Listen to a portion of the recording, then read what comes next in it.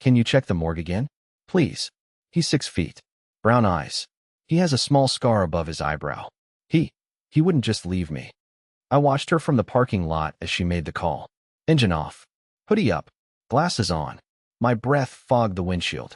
The night air was damp, and the fluorescent light above her made her look older. Or maybe that was guilt. She didn't look heartbroken. Not really. She looked angry. Frustrated.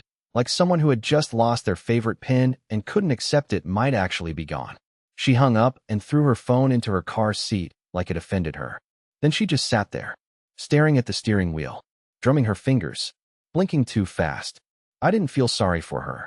Because 2 weeks ago, I watched her walk out of that same car, fix her hair in the mirror, spray perfume, and smile at her reflection before walking into that motel across town. Room 106. And she hadn't gone in alone. I didn't need to follow her.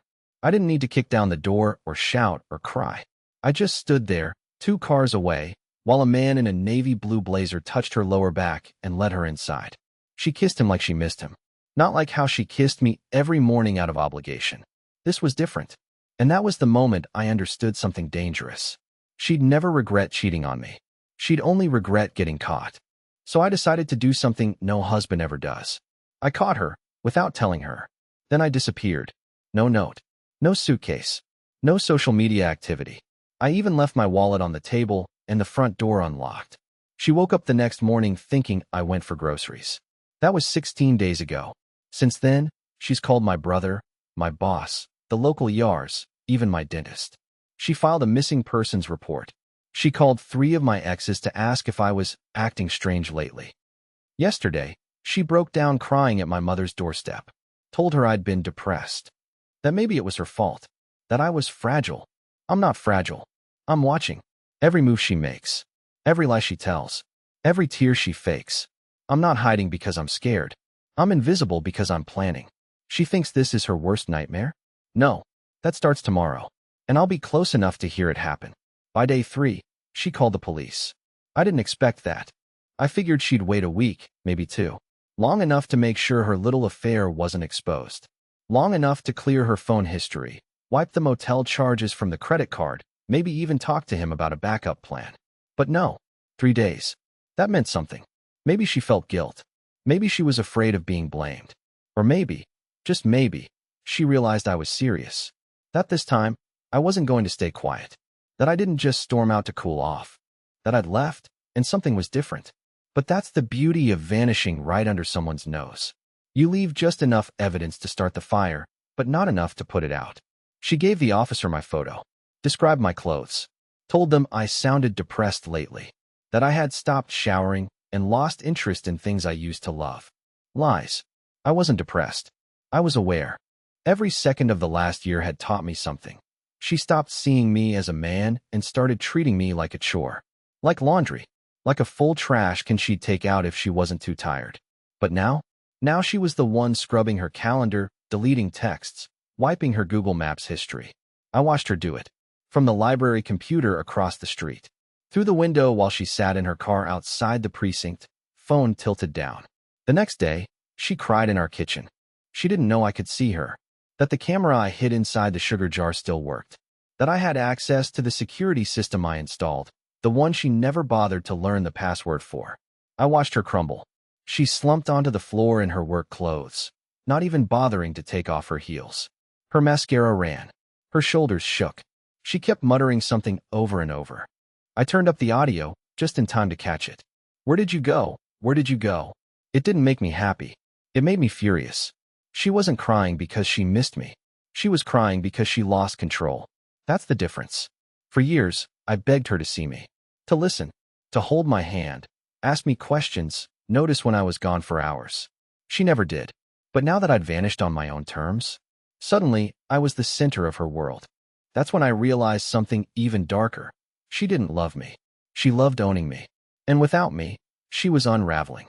Day 5, she messaged my coworker. Claimed she needed my tax documents. Said it was urgent. My coworker, bless her, said she hadn't seen me. That I missed a team call and left the group chat. That I didn't give anyone a heads up. My wife's reply? He's not the type to just disappear. Something's wrong. Please. If he contacts you, tell me. I read it 6 minutes after she sent it. I was sitting in a roadside diner, drinking terrible coffee and wearing a hat I bought from a bait shop. The waitress called me sweetheart and didn't ask questions when I tipped her 40%. I didn't look like myself anymore. And that was the goal. See, she thought she was the only one who could rewrite the rules, who could erase intimacy and rewrite history. But I wasn't just gone. I was documenting everything. Every message she sent, every lie, every police report, every panicked voicemail to my mom. And when the time was right, I'd use it all. But not yet. She needed to feel the silence first. Not a day or two. Not a week. She needed to marinate in the mystery. Let her wonder if I was dead. Let her check the morgue. Let her walk past strangers in the grocery store, thinking, is that him? Did he just look at me? Let her sleep with the light on. Because this wasn't revenge. This was the beginning of her education. And class had just begun. On the 7th day, I sent her a delivery. No note. No signature. No return address.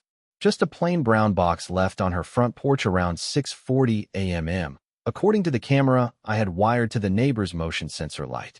Inside, nothing dangerous. Nothing illegal. Just a Ziploc bag with a single hotel key card. Room 106. The exact room she used with him. The card wasn't even active anymore. I'd swiped it off a maid's cart the day I vanished. But that wasn't the point. The point was, I wanted her to see it. Hold it. Feel it. Wonder. And she did. At 6:52 a.m., she opened the door in a robe, picked up the box, and turned it over like it might explode. She crouched, tilted her head, looked both ways. I was parked 2 houses down with my lights off, watching her face twist into confusion.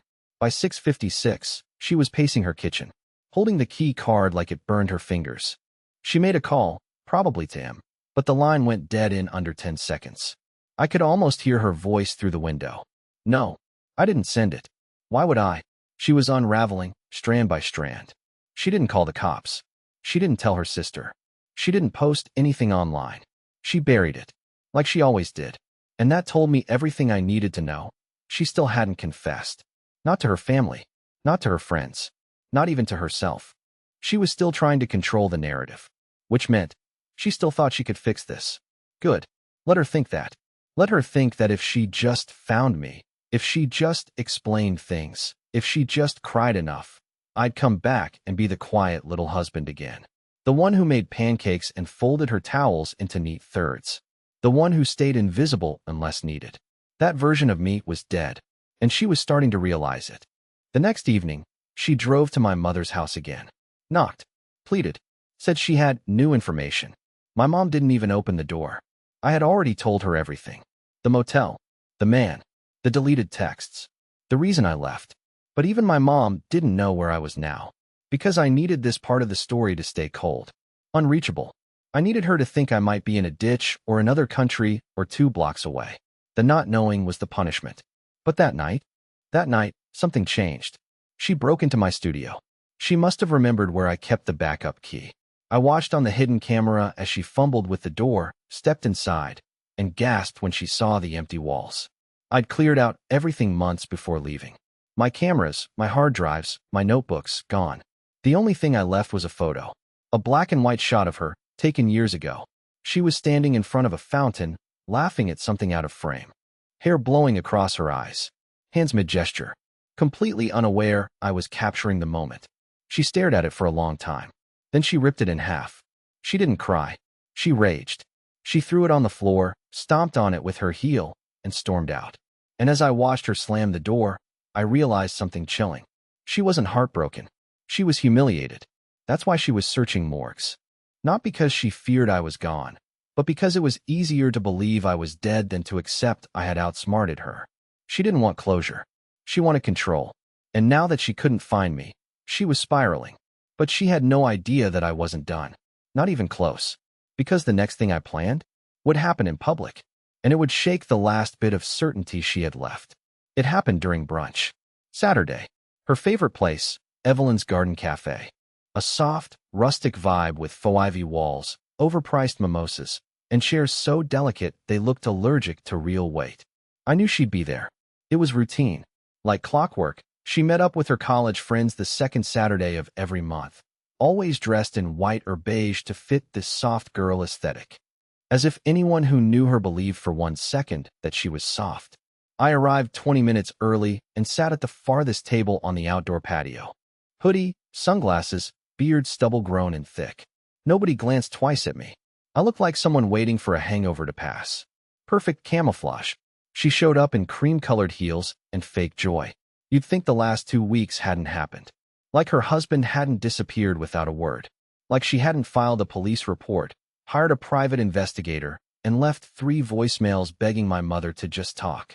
But there she was, fake laughing before her iced coffee even hit the table. I watched. Waited.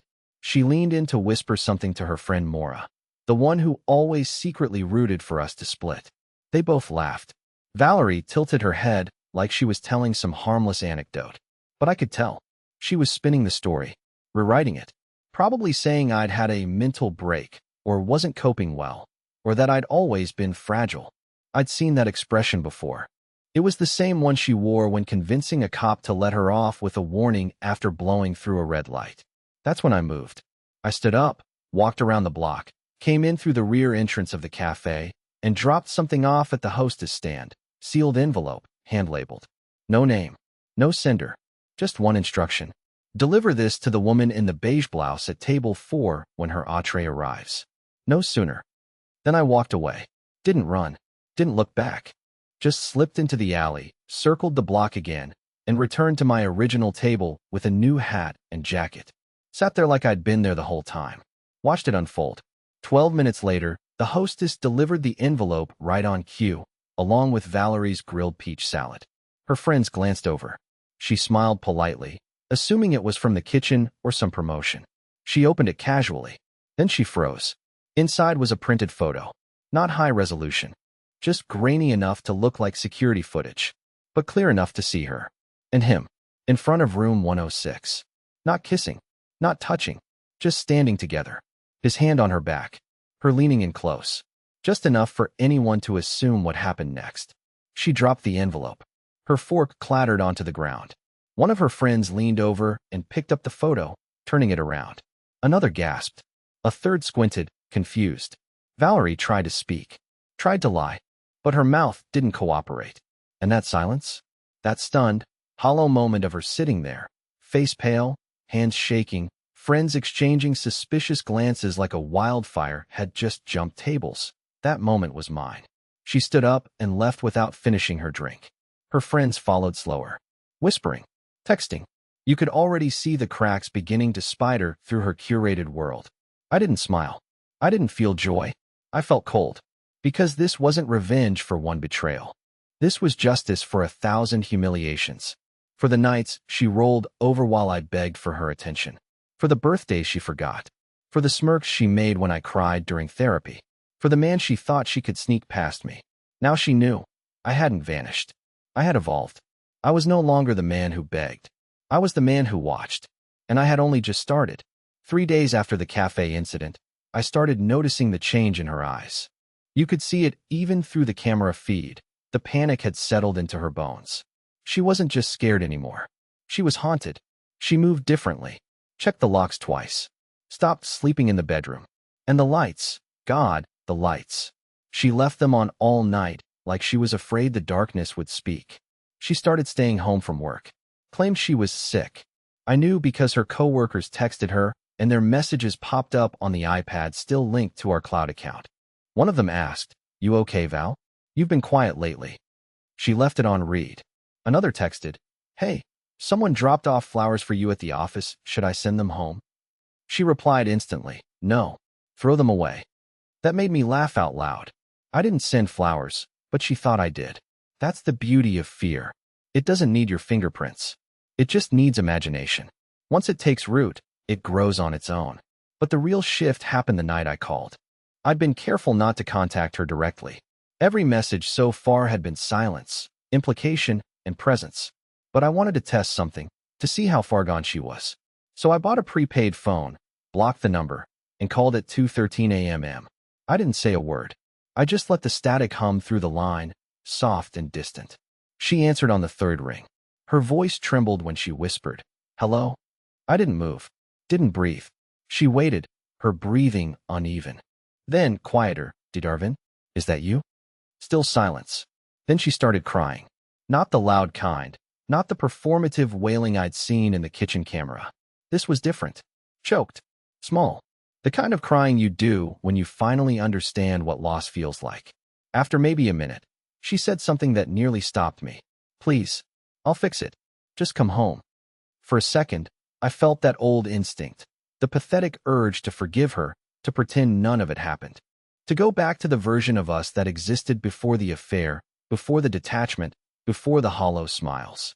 But that version of me didn't exist anymore. The call ended when she whispered, I'll tell them everything. That line, that one almost made me curious. Tell who everything? The police? Her lover? My mother? She didn't specify, and that made me smile. Because whatever she meant, it wouldn't matter. She had no truth left to tell that could save her image.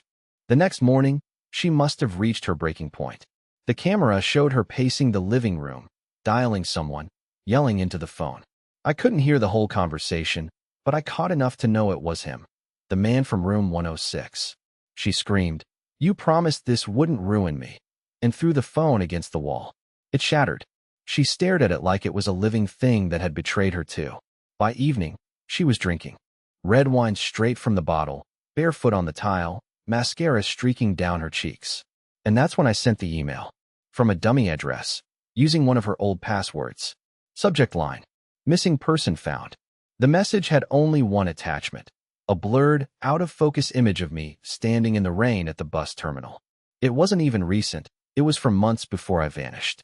But context doesn't matter when someone's guilt is already gnawing at them.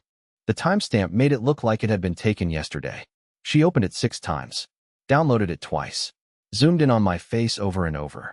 Then she started talking to herself, pacing, shaking her head, muttering no, no, no, no. And that's when I realized she wasn't just scared anymore. She was starting to believe that I wasn't human, that maybe I really had died, and something else was watching her. And to be honest, I wanted her to believe that. Because guilt fades. Fear doesn't. Fear sticks to the walls, seeps into your clothes, makes your reflection untrustworthy. That night, she turned every light off, sat on the couch clutching a blanket, and whispered, If you can't hear me, I'm sorry. And I did hear her. Every word. Because I was parked right outside, watching her window flicker with the light of the TV, waiting for the exact moment she realized she wasn't alone. It started with something small, barely noticeable, almost innocent. The picture frames. She had 6 of them on the hallway shelf. Vacations, her law graduation, our wedding photo, and one of her and her best friend Maura at the beach. When she left for the grocery store one afternoon, I slipped in quietly through the back door. I'd kept the spare key. Of course, she never bothered changing the locks. I didn't steal anything, didn't break anything. I just moved them, swapped their places, turned one slightly crooked, replaced our wedding photo with a printed copy of the black and white one I'd taken years ago, her by the fountain, smiling before she forgot what happiness looked like. Then I left. No trace, no fingerprints. Just one wrong arrangement that only she would notice. That night, I watched through the live feed as she walked into the hallway carrying a glass of wine. She froze mid-step. I could almost see her mind racing. Her hand trembled as she adjusted the frames, then checked them against her phone pictures. For 20 minutes, she compared, rearranged, and whispered to herself. The tension on her face was priceless. That was the first night she didn't sleep. The next morning, I turned the game up a notch. The mailbox. I slipped an envelope inside addressed to her in my handwriting. No stamp, no return label. Inside was a single sheet of paper with one line. You're forgetting something. Nothing else. When she opened it, she didn't even make it past the first word. She ripped it apart, looked around wildly like she expected me to step out from behind the mailbox. The camera in her yard caught her scanning every corner of the street, barefoot in her robe, hair unbrushed, muttering my name like it was a curse. By day 15, she had lost her calm facade entirely. She started unplugging appliances, convinced I was listening. She even called a locksmith, but canceled halfway through when she realized she couldn't explain why she needed new locks without admitting what she'd done. She was unraveling faster than I anticipated. That weekend, I went inside again. Not to move things this time, but to remove them. I took the book she was reading, the one she kept beside the bed with a bookmark halfway through. Gone. The coffee mug she used every morning, gone. A single slipper, gone. I left everything else untouched. It was subtle enough that someone else might think they misplaced things. But I knew her. She was meticulous, obsessive even. Missing objects would drive her insane faster than confrontation ever could. By Monday, she called her sister, voice shaking. I heard the conversation through the living room camera. No. I swear. Emily, things keep disappearing. Not random things, mine. Things I use. Her sister told her she needed rest, maybe therapy, maybe medication. Valerie slammed the phone down, stormed into the hallway, and yelled, "What do you want from me?" For a moment, I almost felt pity. Almost. But pity died the moment I saw her dig through my old desk drawer in panic, pulling out the small silver bracelet she'd once thrown at me during an argument and shouted, "I don't want this cheap junk." Now she held it like it was sacred. She put it on, crying silently, whispering, "Please, if you're here, stop. I can't do this." I didn't stop. The next day, I swapped her toothpaste for an identical tube, but this one half empty. Her toothbrush? Dry in the morning, even though she swore she used it the night before. The small daily glitches piled up until she started leaving notes to herself. I locked the door. I turned off the oven. I fed the cat. And still, things shifted. She was terrified to sleep, terrified to stay awake. She jumped at shadows, cried at random noises, and whispered my name into the dark like it would summon or save her.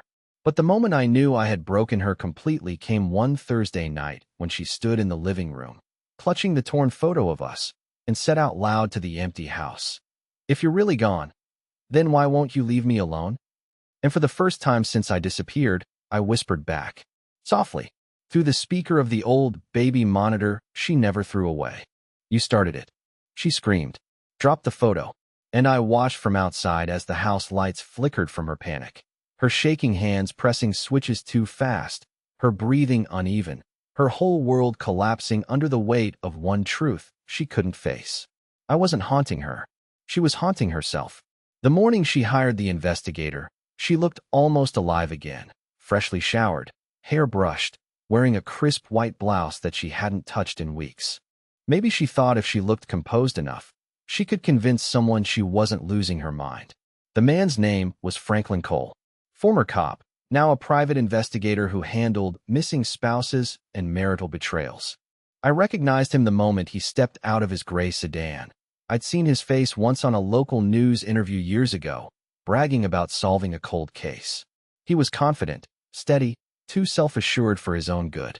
I watched him shake her hand in the driveway, and I could tell by the way she spoke, too fast, too rehearsed, that she was desperate.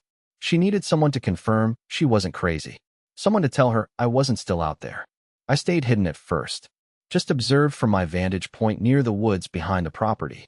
He spent hours walking around, taking photos, inspecting windows, even crouching near the back door.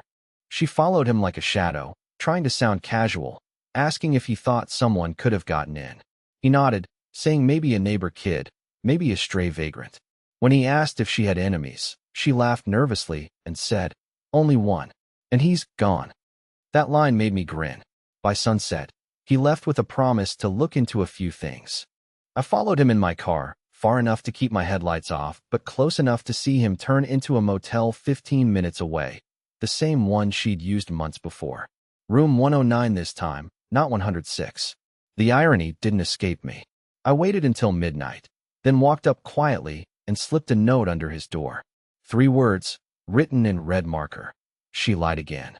He didn't open the door right away, but at 1:03 a.m. I saw his silhouette pacing inside. At 1:11, he made a call, probably to her. And at 1:15, her phone lit up on the nightstand of our old bedroom. She didn't answer. She just stared at the screen for a solid 30 seconds before it stopped ringing. I could feel the fear through the glass. The next day, she didn't leave the house. The investigator came back in the afternoon, knocking on the door for 10 minutes straight. She didn't open it. He left an envelope wedged under the doormat. When she finally gathered the courage to retrieve it, her hands shook so badly she dropped it twice. She opened it in the living room, and I watched from the live feed as she froze again, this time staring at what was inside. It was a photo of me, not recent, but new enough. It was me from the night I'd left, captured by a gas station camera near the interstate. The timestamp had been scratched out. Franklin must have pulled it from some database, probably thinking he'd found a clue for her. But the moment she saw it, her face turned white. She whispered, "He's alive," like it was a curse, not a hope. For the next few days, I let her spiral. She started wearing my old hoodie around the house, sleeping in the living room with the lights on, jumping every time her phone buzzed. She deleted her social media entirely. Then, one night, she snapped. I saw it happen in real time. She grabbed her keys, stormed out, and drove to Franklin's motel. She banged on his door until he opened, half-dressed, startled. She shouted at him. Something about stopping whatever you're doing. Something about it wasn't supposed to go this far. He tried to calm her, but she shoved past him and went inside. I couldn't hear their words clearly, but I didn't need to. The scene played out exactly how I expected, her guilt bubbling, her panic contagious. I waited until morning. Then I called him. His number was easy to find. I disguised my voice with an app, let it sound slightly mechanical, flat. "You should leave that case alone," I said. He paused, asked who it was. I replied, "The man you're looking for." Silence. I could almost hear him swallow. Then I hung up. That evening, he checked out of the motel without warning and drove 3 towns over. Valerie called him 15 times that night, left 5 voicemails, all unanswered. The last one she left broke something inside me. "I told you he'd come back. I told you he never lets go." And she was right. I didn't. But now it wasn't about her anymore. It was about the truth. About how far she'd go to hide it. Because I'd learned something new. She hadn't just betrayed me with one man. Franklin had found another lead. Another name buried in her messages. Someone else she'd been meeting before room 106 ever existed. And this man wasn't just anyone. He was someone close. Someone who thought I'd disappeared forever. But I hadn't vanished. I was still here. Watching. Waiting. Planning. And soon, he'd realize that too. I never planned on showing my face again. That was never part of the blueprint. Disappear. Haunt. Watch her crumble. That was enough. At least, that's what I told myself. But obsession is a tricky thing. It doesn't end when the other person breaks. It ends when you let go. And I hadn't. Not yet. The day I saw him. The second man. The one even Franklin hadn't known about. I felt something shift. He was younger, maybe early 30s, dressed like he lived at a gym and borrowed confidence from cologne ads. I saw him standing in front of our old house, talking to her in hushed tones, his hand brushing hers like they were old lovers rekindling something broken. And that's when I realized it. She wasn't afraid anymore. She was rebuilding. And not because she found redemption, but because she'd replaced me again. For some reason, that didn't make me angry. It made me tired. Like watching a rerun of a show you used to love, but now can't finish. Same script. Same damage. Different cast. That night, I walked into the house for the last time. She wasn't home. I still had the key. She'd never changed the locks. Maybe part of her still wanted me to walk in. Maybe she wanted the ghost to be real. I walked through every room slowly, like I was saying goodbye to someone I'd already buried. The furniture had changed. The scent too. No more lavender candles, no framed photos. The walls felt colder now, like the soul of the place had died the same night I left. I left one final thing behind, a letter. I placed it on the coffee table in the exact center, perfectly aligned. It wasn't angry. It wasn't vengeful. It was the truth. "Valerie, I know you've looked for me everywhere. Through detectives, through mirrors, through guilt. But I was never really hiding. I was healing. I didn't disappear to hurt you. I disappeared because I realized I couldn't heal while living in the same house where I was dying slowly. You broke something in me, but you also woke something. Thank you for that. I'm not coming back. And you won't hear from me again. This is the last chapter, the last whisper. You're free now. And so am I. I hope one day, when the silence no longer scares you, you'll understand why I left. And maybe, finally, forgive yourself. D. I left without turning back. No dramatic exits. No confrontation.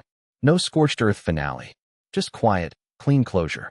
In the weeks that followed, I moved to another state. Got a small place by a lake. Changed my number.